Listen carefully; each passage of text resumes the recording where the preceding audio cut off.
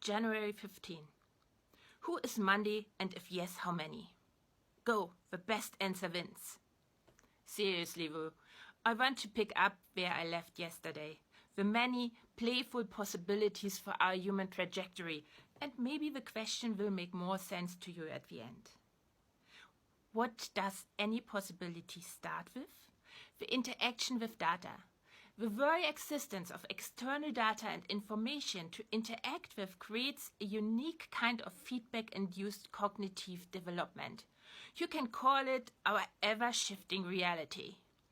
It's the wave that has nuanced movement. Nuances prehistoric people learned to read, involved in the process of thoughts. And every thought is based on language. It sounds so easy, but is totally profound.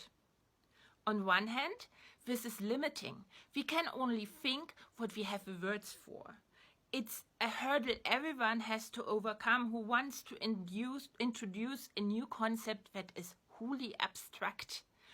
On the other hand, language is also the reason why we can think and share totally abstract, imagined concepts. This sounds far more impressive if you realize that all cooperation networks, societies, have been, are, and will be in fact imagined orders. A basic test reveals this. If any natural law would govern a single one of them, they would continue to exist and function if we humans had no language. Like gravity, or friction, or the pump mechanism of our heart. They have functioned before humans described them with words and will not cease to function because we stopped to believe in them. But for the longest time, people believed that God had sent a group of people with special insights to earth to save the rest of almost savages from themselves.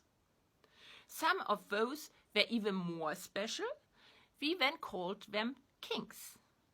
But then we stopped believing in it, and the hierarchy vanished.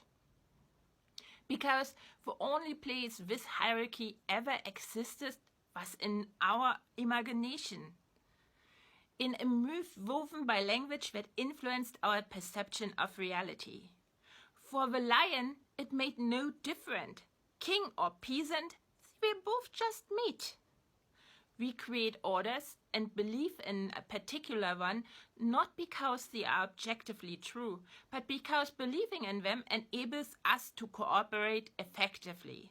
The very thing that enabled sapiens to rise to the top, even above the other members of the genus Homo, humans like us we sent the way of the dodo. From the beginning, we have been projects of collective self-creation. What makes the question of our equal capacity to contribute to the decisions of how we live together, under what myths, the ultimate question of humankind. And this ability to participate is intrinsically tied to language, words, and our interactions with the data they contain. What leads us to another wrinkle. We define language through use. Like waves, words have nuances. Words can be hijacked, and they can be emptied of their meaning by external interference.